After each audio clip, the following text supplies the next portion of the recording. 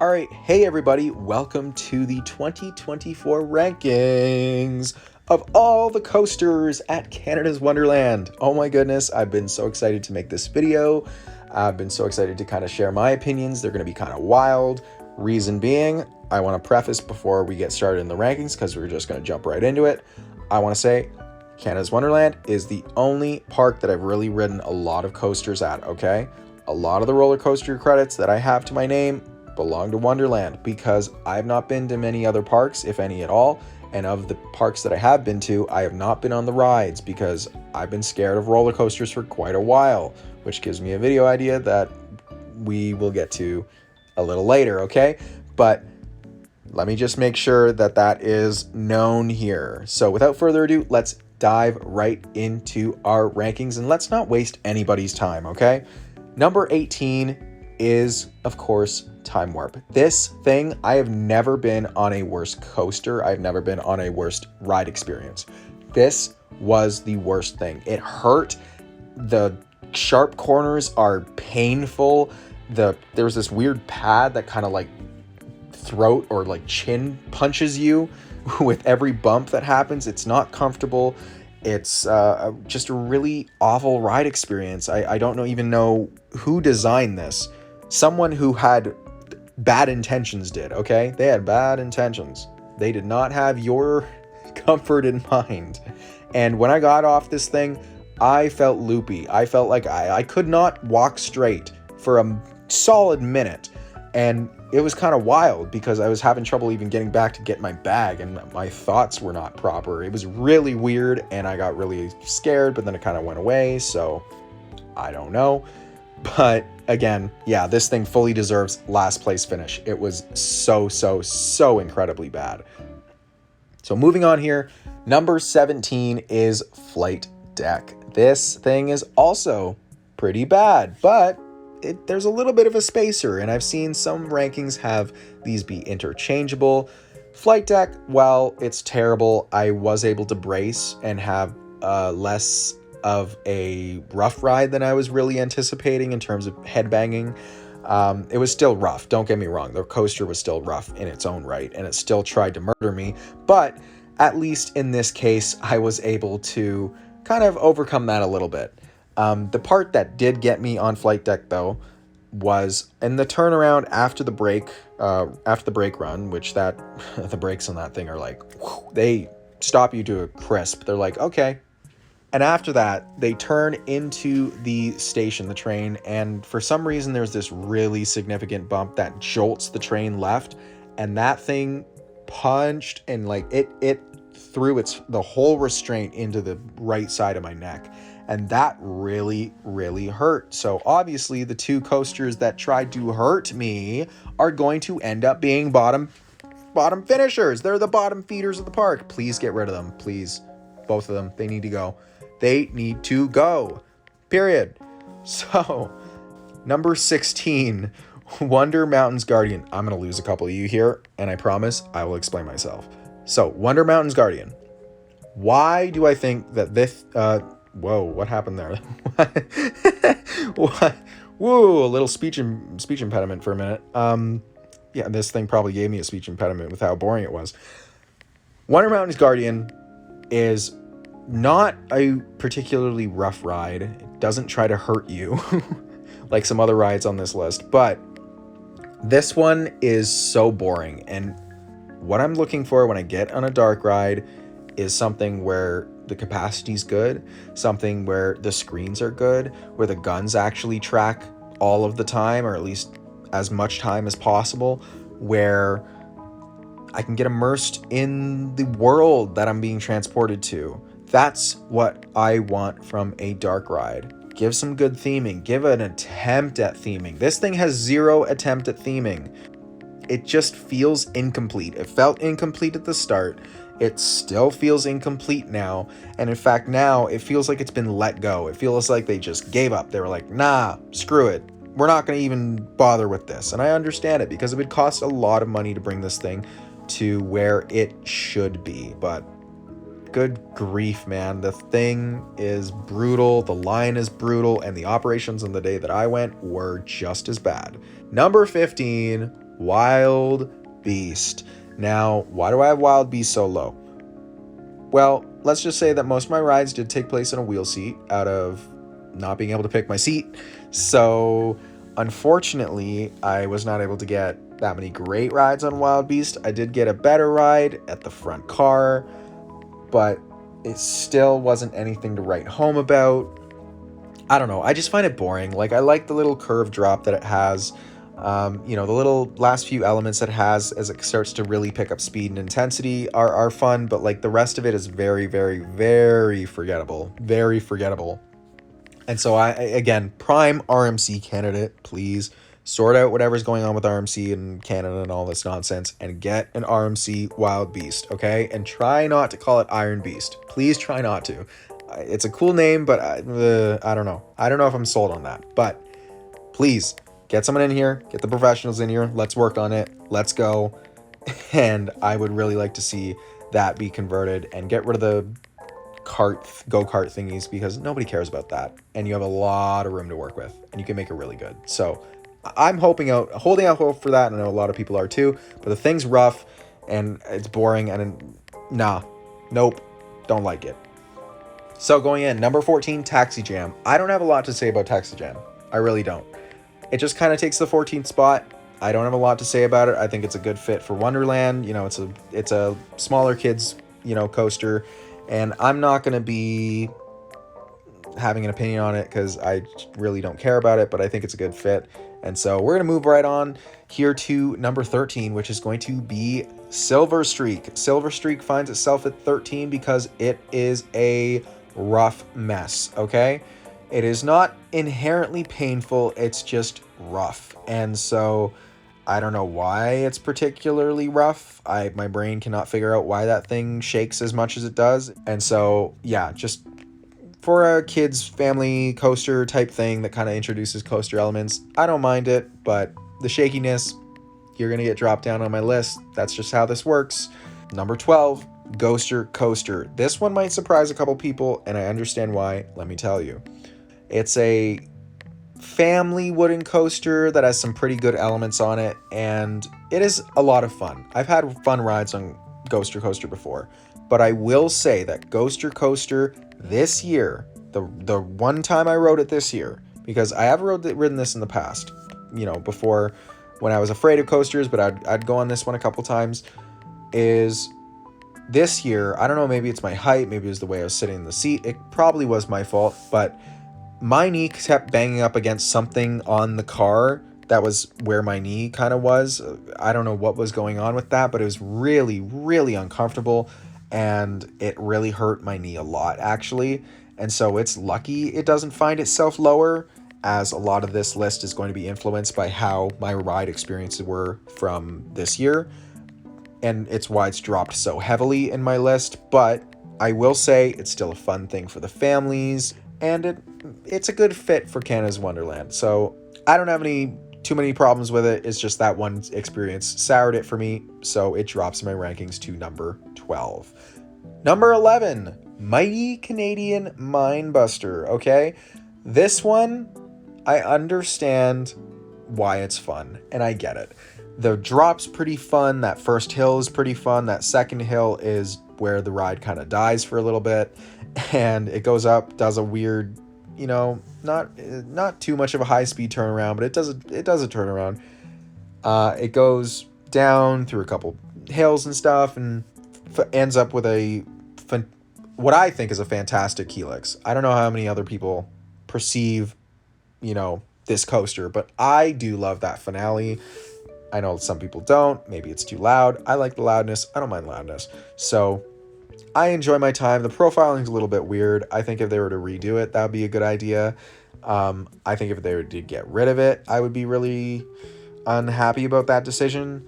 We'll have to see what Minebuster has in store. It's always been up there in questioning. But yeah, Minebuster finds itself at number 11. And now we're going to enter the top 10, baby. The top 10. The Bat finds itself at number 10. Why is the Bat here? Well, I get it. It's rough, okay? It is rough because it is older. But something about this ride just has it in the top 10 for me this year. I don't entirely know what it is. It might be that I have a specific ideation towards loops. I love a vertical loop. We love a vertical loop on this channel, okay? And we also do love airtime, but we love a vertical loop on this channel. So having a vertical loop might have bumped it up a couple spots. But yeah, I really enjoy I enjoyed my ride on this. I got in a single rider line, so I didn't have to wait too long, which I'm sure helped the experience not be as bad. And yeah, honestly, I was really surprised at how much fun I had and how intense it kind of felt. I was not ready for that to be as intense as it was, and I was really happy with my experience. I mean, going backwards was a little bit weird, but I really did kind of enjoy it. And yeah, I wouldn't call it anything to like write home about, okay? I'm not saying it's one of the better ones at the park, but it is fun, and I'm not going to sit here and bash on it, even if it has a little bit of its roughness. But I think there's a good reason why this thing is a line. It's a classic in the park, and I can't say I disagree with that notion. So let's go in to number 9, the Fly. So I hope this gets a retheme for Alpine Fest with Alpine Fury coming in. We will see what, if there's a retheme and what they're going to retheme that to. But the reason why the Fly is at number 9 is because I particularly don't like a lot of Wild Mouse coasters, specifically this one. It's just not something that I enjoy too much. There's a lot of spinning, and I liked my spinny rides, but I don't necessarily like the structure of how these coasters work. So not my favorite. I'm not gonna again bash on it for not being my favorite. I understand it's also another classic. You got to pick your time when going to ride this or getting this credit, because this thing's line can get really big really quickly, especially on a busy day. So keep that in mind if you're going to visit the park. This one has a line that can really build up, as well as many others on this list, of course, because Canada's Wonderland is a popular park. But yep, the Fly, perfectly okay. I don't like it. I think it's pretty mid. Going into number 8 here is Backlot Stunt Coaster, baby. Now, this one is up here, obviously, because I don't think it's that bad of a coaster, to be honest. And it was the coaster that initiated my infatuation with roller coasters, where I rode this thing and then I convinced myself to buy a season's pass to conquer every roller coaster in this park, even though I was terrified of even getting on the smaller ones. I was terrified of getting in this. In line, I was terrified. But to talk about the coaster, of course, the launch is pretty good. It's nothing too crazy. Obviously, we're going to get a way better and more thrilling launch with Alpine Fury, but Backlot is a pretty decent coaster. I do enjoy it. I enjoyed my time on it. I think the triple helix coming out of that launch is insane.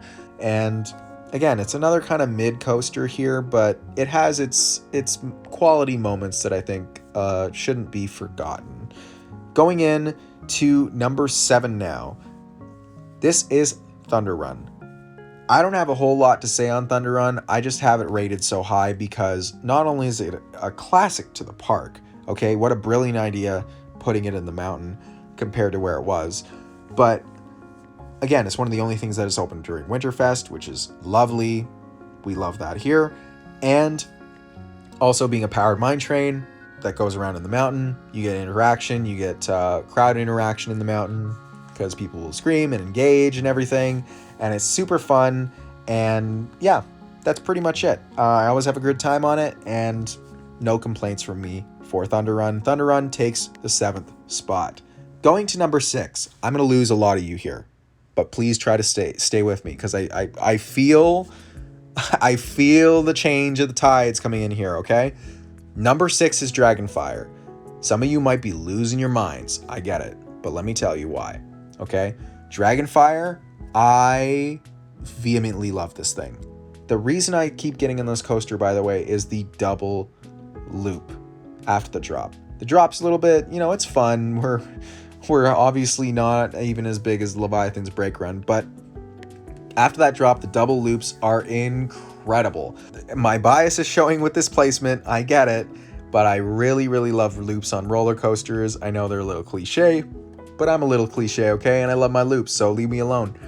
But yeah, I obviously it's still a little bit, it's a little rocky because of aero, and it's not profiled the best, but it's not something that I can ever, in my heart of hearts, really have super, super low. I enjoy my time every time I'm on that thing. I make that thing fun, even if sometimes I get jolted a little bit and it kind of hurts. I still love this thing. As I'm telling you, it makes no sense. So I'm agreeing with you on a placement issue of having Dragonfire this high, but I really do love this coaster, okay? And I will defend it with my honor and everything. I love this coaster. So, anyways, moving on here. Number 5 is Snoopy's Racing Railway. Now, this one is very high, and I understand, but I think there's a justification for it being very high because it's one of the smoothest coasters that I've ever ridden, and one of the smoothest coasters apparently a lot of people have ever ridden. It's butter smooth. It's an amazing experience. I even hear off of other people, not even just from my own opinion. It was a perfect addition. It was just what Wonderland needed at the time, and the fact that it's a launching family coaster is great. The launch is good, and then there's a little bit of an airtime hill as you come around into the helix back into the station that actually provides a pretty all right amount of airtime. It's nothing to write home about, of course. It's nothing like crazy, but it still provides enough where it's like fun. You get to float for a couple seconds, and it's super, super great. But I think it does deserve a higher spot just because of how good that coaster really is. So we are now entering the top 4, which, I mean, I could have done that for the top 5, but starting at 4 again, Vortex. Vortex is 4. It is incredible. It is the best aero suspended coaster. And again, that is from a lot of people who've said that, so I'm repeating it to you. I have not ridden other aero coasters, but from how fast that thing hauls and comparing the POVs, I can definitely see why people would call that the best aero suspended coaster. Love this thing. It's a great ride every time. I got a little shook when I was told that I have to keep my bag on my person and keep it like in the ride vehicle. That got me a little bit because I just have this Leviathan, tote bag. So I was like, I don't want this thing to fly out, even though that's not how gravity works. But in any case, awesome ride. Love it. Perfect. And I hope they keep this ride as long as possible because it really is that good. Going into number 3, Yukon Striker, baby. So this was the first out of the 3 big coasters that I got to ride. It was the first ride on one of the big 3 was Yukon. And yeah, love it. Love it. I know people complain about vest restraints and stuff and all that. Listen, it's still a lot of fun, okay?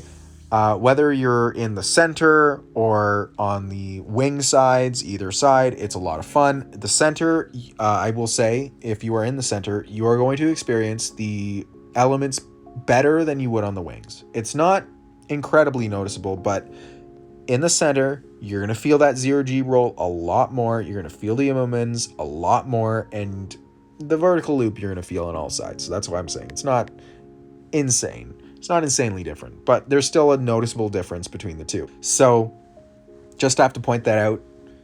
Yukon's team's amazing. I love the fact that there's a single rider's line. That makes it very re-rideable for me. And yeah, it's just such an awesome ride. The drop is incredible. The elements are great until you get to the second half, but we don't like to talk about her. But yeah, do love this coaster. And again, that drop and the intimidation of being held there is always, it still gets me every time I've ridden it. I've ridden it quite a few times now at this point, and it's still so much fun, and I can't recommend it more than I am right now. I can't give it a better review. So yeah, going in number 2. Ooh, I might set some people on fire with this one. Number 2 is Behemoth. Ooh, I said it, and let me tell you why. I've ridden this ride the most out of every coaster in the park. Every coaster. Why does it place second then? Well, let me tell you. as much as I do love this thing, and it would be first if it didn't have this. It would. And that is no joke. But the trim brake on the Camelback coming out of the turnaround hits really hard, and it ruins the ride for me. I'm sorry, it just does. I've heard of trimless rides on Behemoth, and I wish I got to experience that, because I never had a trimless ride, and if I had a trimless ride, it might actually dethrone Leviathan, which we'll get to. But Behemoth, incredible ride, absolutely amazing. And so just have to shout out the team there. I got to re-ride so many times on the last day because there was literally no line. And so I was able to get a lot of re-rides. I had some, I think it was 24 exactly. I think I had 24 rides on Behemoth exactly. And that was, listen, some other people had iron stomachs there that were enthusiasts. I didn't have that iron stomach, okay? I could only do 24 times, and then I was like, I'm out. But it worked out because 24 times, 2024, I'll take it, okay? But yeah, love this thing. Just doesn't live up to number one, which is, of course, Leviathan. Leviathan is number one. Of course it is. The speed on this thing, the airtime you get on the speed hills.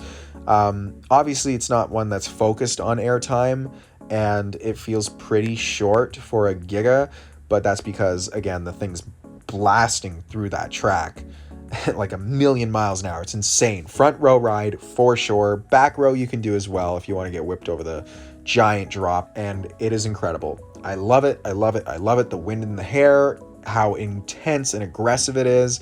I just wish it was a little bit longer, but still incredible because it's a Giga. So with all of that being said, thank you for watching my rankings video for this year. Like, comment, subscribe. Again, comment your reactions to my rankings, or what you would change, or what your rankings are. I'd like to have a little bit of a dialogue in the comments, or at least go back and forth on, different ideas. So let me know. And again, subscribe, like, all of the fun stuff, and I will see you guys on a coaster.